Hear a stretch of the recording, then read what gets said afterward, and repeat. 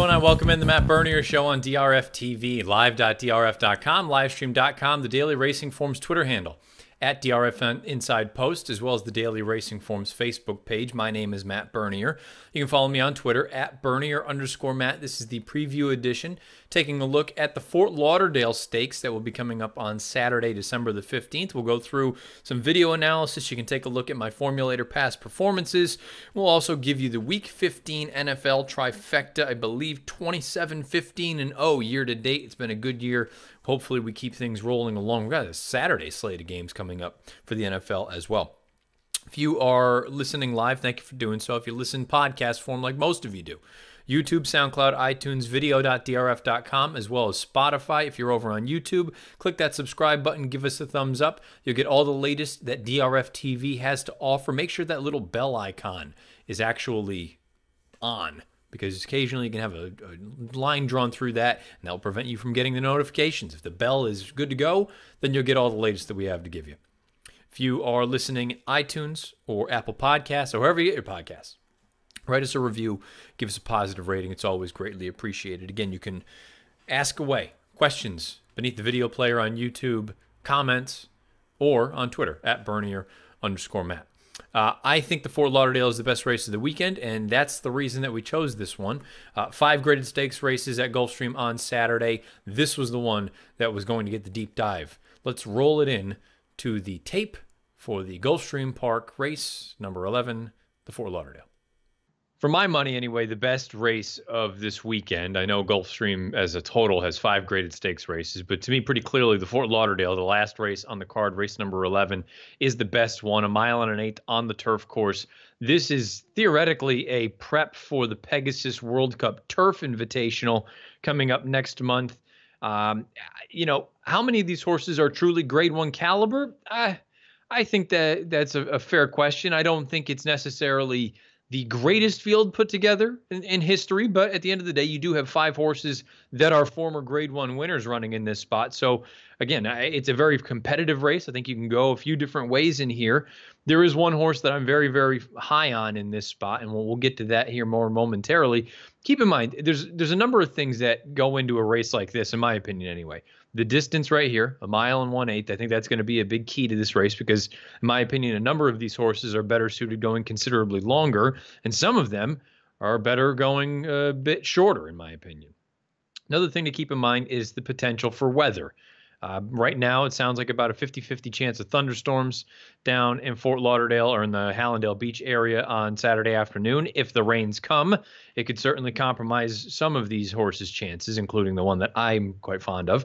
If it stays firm, it can work the other way and really play into the hands of some of the other connections. So some of these horses, I don't really like their chances. Those ones, I will do a very, very quick, just kind of brief run through on. The other ones, I'll give you some sort of looks as far as overall what I think about their ability, and we'll take a look at the tape of a few of them. So the first horse that we'll take a look at is down on the inside. That's Glorious Empire. We know what he's capable of on his best day. You see this grade 1 race right here in the Sword Dancer up at Saratoga, but I've intentionally colored in these Saratoga races, and you can't help but see the correlation where he's a nice horse everywhere else, but you get him at Saratoga here, he earns a 106. You get him at Saratoga here, a 102, and Saratoga last year, a 104. I think he has an affinity for that track. I think he also wants to go farther than this distance, this 1 1/8. I don't love his chances in here.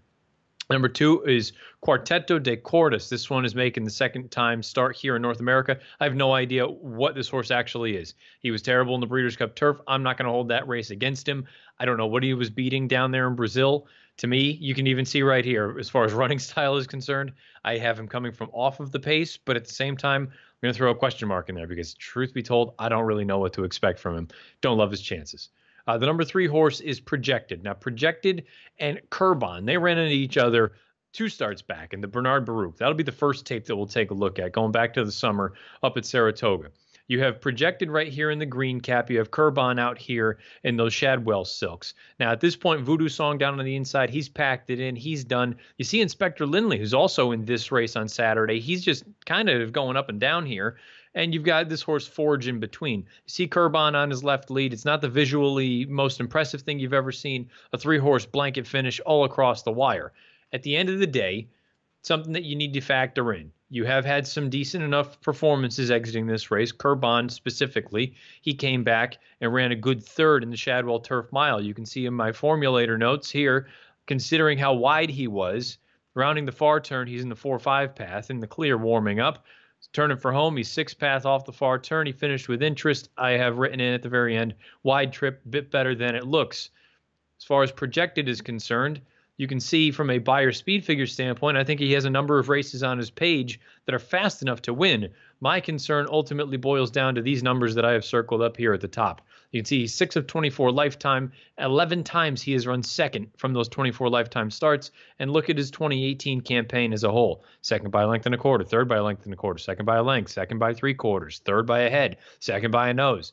To me, he is more of a nibbler. And I also do find this piece right here a little bit intriguing, that 4 lifetime starts on synthetic, 3 of them are victories. Now, those all came when he was overseas, but it is something to just keep in the back of your mind. To me, projected as a nice horse. He's more of a nibbler. I'd be using him underneath. As far as Qurban is concerned, I think he is better than this Shadwell Turf Mile would sort of suggest. This Bernard Baruch, I still don't love that race as a whole. And then also, he's another one that I can't help but notice. He's 5 for 7 overall on synthetic. He's 1 for 7 overall on grass. I think he's interesting, and I think he definitely has a puncher's chance in here.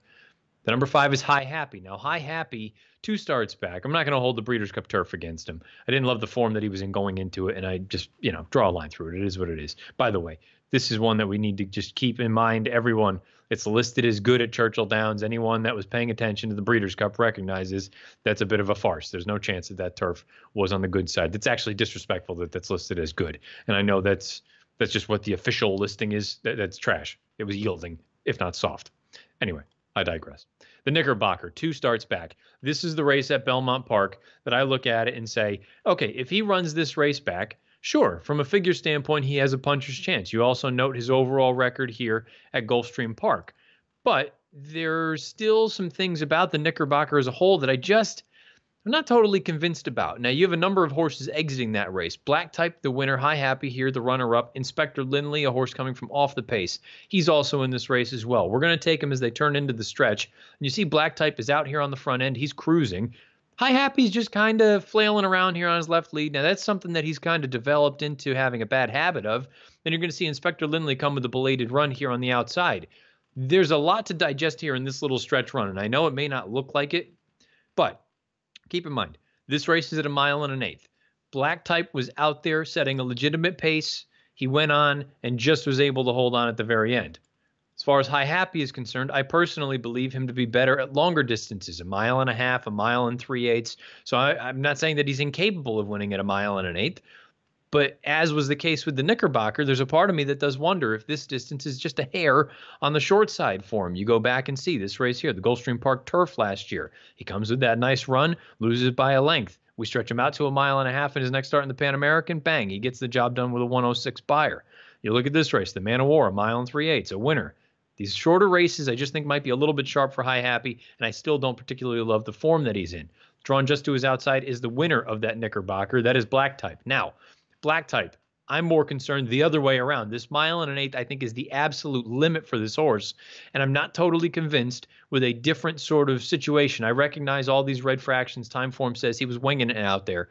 I don't know that I love the idea of him having to sit off of a horse like Glorious Empire or have to deal with some other speed that signed on in this race. You see, what I have written in here is sort of my end note for this race, the Knickerbocker, determinedly with the finish, shortening a bit at the end. Thought the gallop out was solid enough.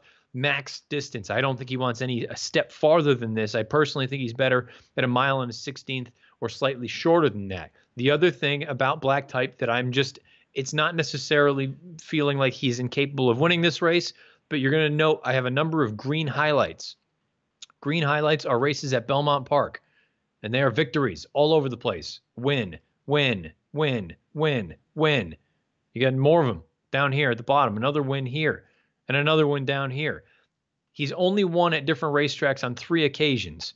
Now, this stretch right here, he was arguably in as good a form as he's ever been in when he won the Commonwealth Turf Cup at Laurel Park, and then he also won the Oceanport at Monmouth. This was back in 2016. He's also won a race at Aqueduct early on in 2015. My bigger point is I think he is particularly strong at Belmont Park. Look at these triple-digit buyer speed figures. Generally speaking, they've come at Belmont Park.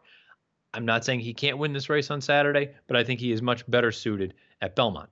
We roll along to the number 7, Almanar.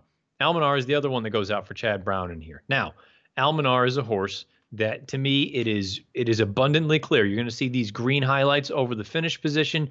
You're going to see the green as far as the tracks are concerned, but more importantly, these red rings. Okay, overall.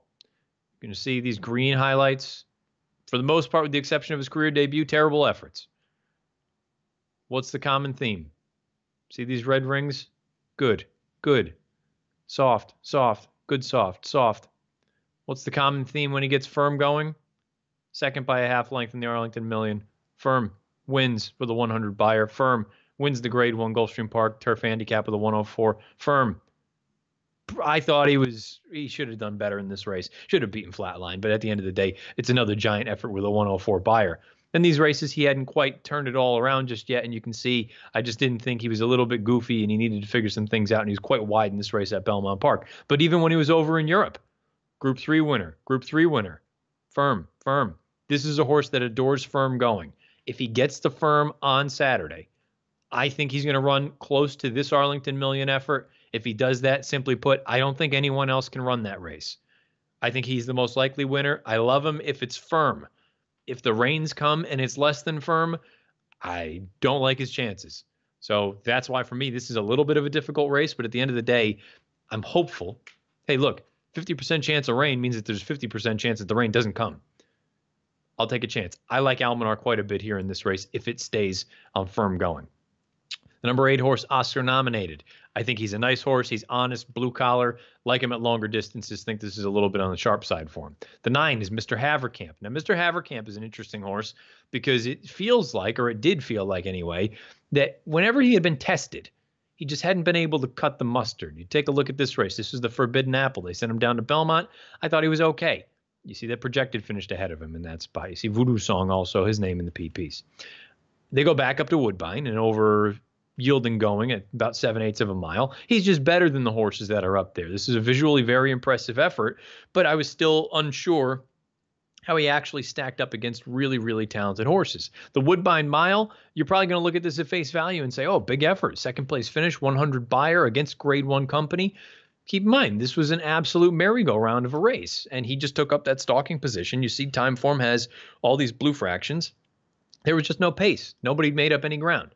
The Autumn Stakes, they go back to the synthetic. They go back to 2 turns with him, and you're going to get this effort here. Watch this middle move going into the far turn. He's in the yellow silks, visually very impressive, just cruises up, takes this thing over as they turn for home, and he's going to go on and win very convincingly. And these are over some salty older horses. You see Are You Kidding Me is in there. Gigantic Breeze is in this race. This is a solid enough group. We're not talking about some ham and eggers. But at the same time, they did pick up the pace in the middle portions of this race. He goes on. You're going to see him drifting a little bit as they come down the lane. My concern with a horse like Mr. Havercamp is twofold. One, is he this good against these kind of horses? It's one thing to do it against these horses in Canada, no disrespect to our friends up north. It's one thing to do it against these horses. It's another thing to do it against Chad Brown's horses on grass. The other piece that I'm mildly concerned about is the distance. 1 1/8 miles, I'm not convinced that's what he is. I think he's better suited for shorter distances, a mile, ideally, at most 1.16 miles. To me, he feels like a sort of like black type, but going slightly shorter, even more so. I think he's very talented. I've always been a big fan of this horse. I think Catherine Day Phillips does a tremendous job with all of her horses. But at the end of the day, there's just a part of me that believes that this distance might be a hair long for him, and I still need him to prove that he actually fits amongst these kind. Number 10 horse is Divisadero. Almost made me a fortune right here in this race. The Breeders' Cup Dirt Mile, not the Dirt Mile, the Breeders' Cup Mile. We're going to take a look at that right now.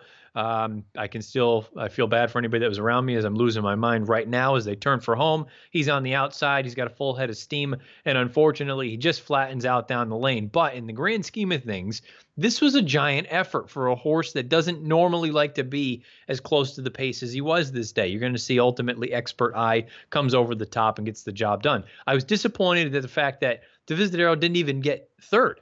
He finished 4th in this spot. You see this big blanket finish, about 5 horses across the wire.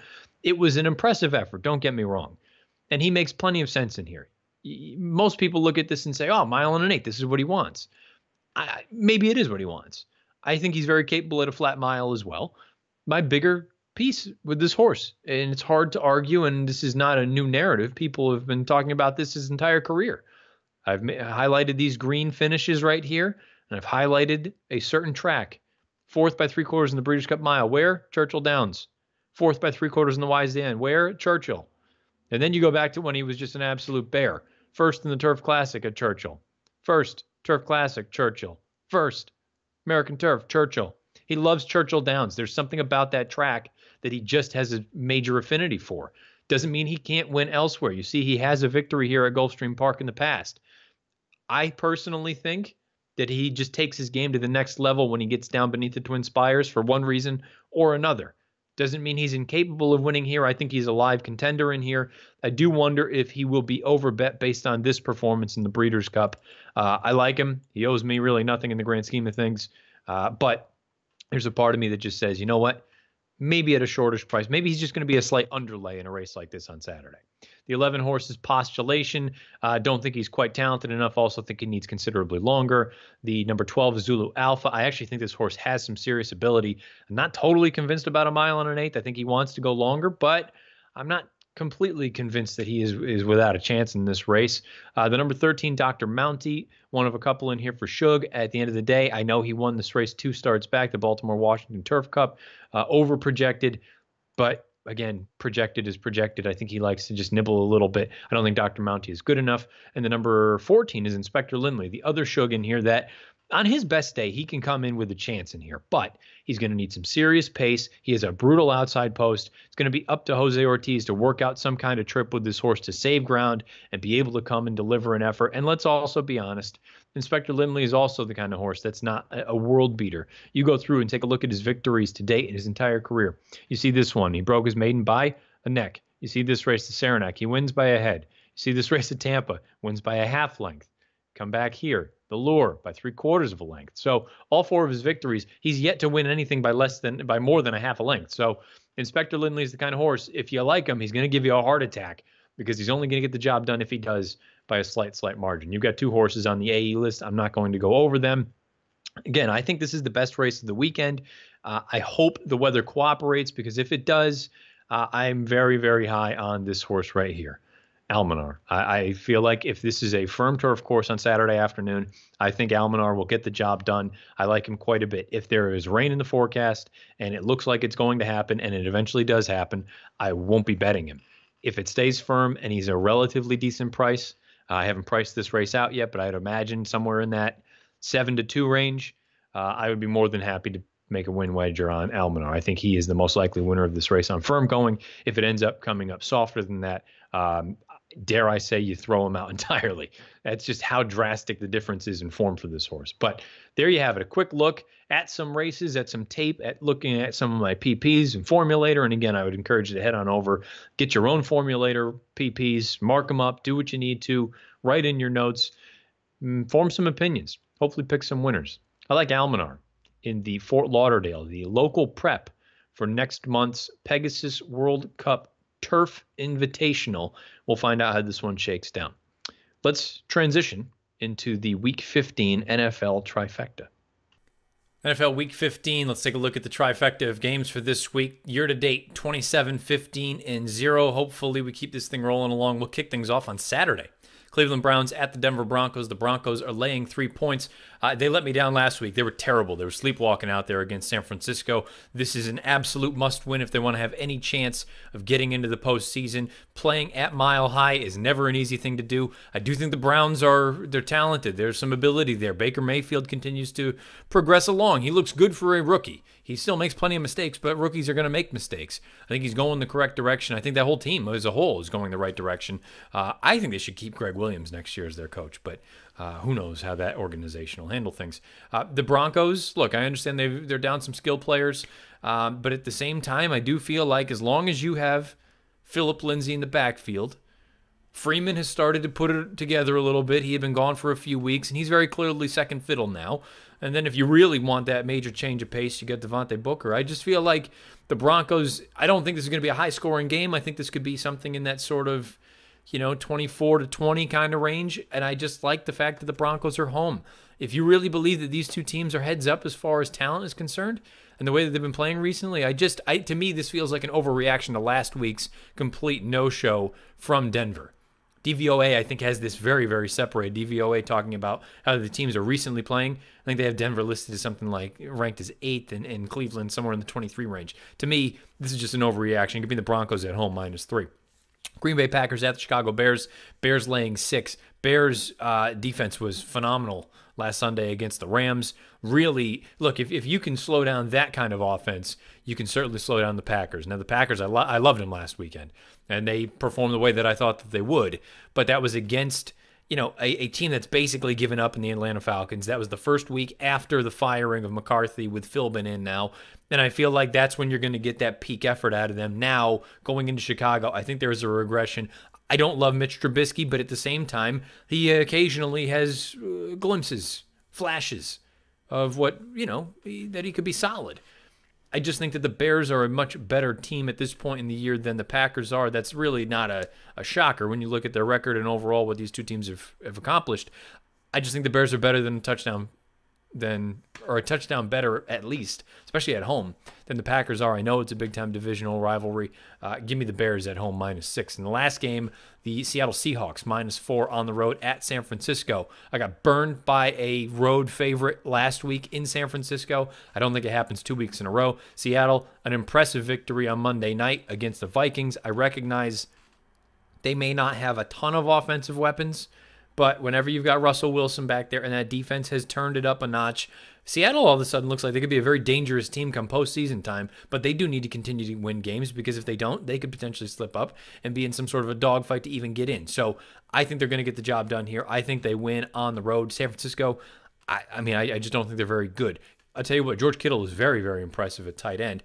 I believe he set some crazy record last week. I know he was well over 200 yards receiving, but I just think Seattle is actually a team that's on the rise. If you could buy stock in a team right now in the NFC where you've got a couple of teams kind of floundering, Saints haven't looked good either the past 2 weeks. Rams just got beat in Chicago. Chicago, questions about their quarterback overall.